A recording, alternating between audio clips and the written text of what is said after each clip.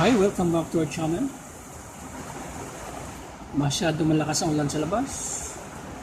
Tuloy pa rin tayo sa pag-vlog.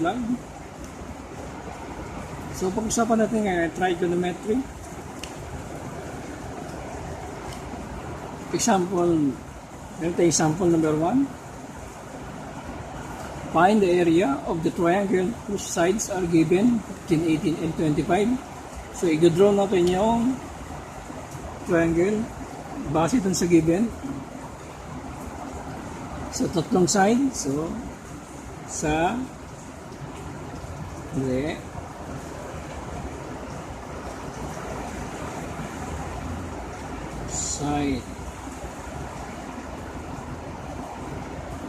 triangle. So, solution. Triangle. So, definitely si 15 to sa maliit. 18 dito. Mas mahaba ito. 25. I-label natin to A. Ito B. And ito ay C. So, isosolve natin yung area ng triangle nito.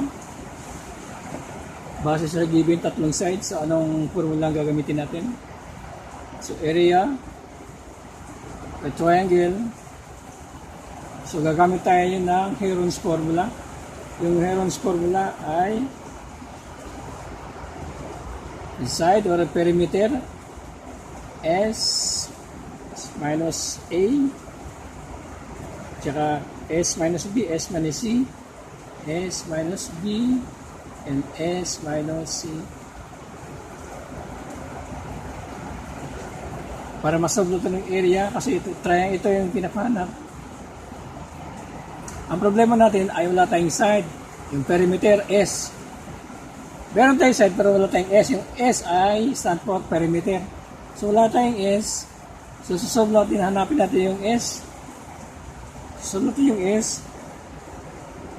Yung S, lahat ng perimeter niya ay A plus B. I-add lang natin. So, over 2. Yung A, yung value niya, 15 plus 18 plus 25 over 2. So, gagamit tayo ng calculator.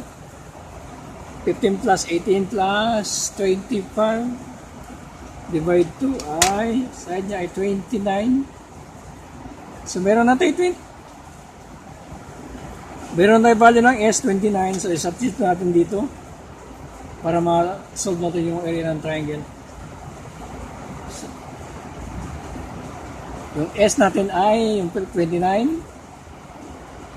Yung S 29 minus si A ay 15. Then 29 minus si B ay 18. 29 minus si C ay 25.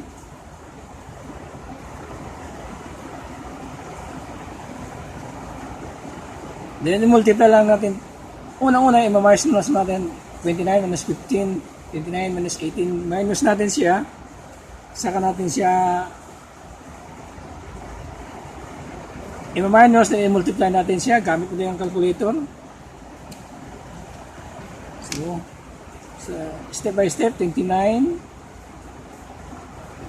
So, 29 minus 15 ay 11. 29 minus na ay 14. 29 minus 18 ay 11. 29 minus 5 ay 4.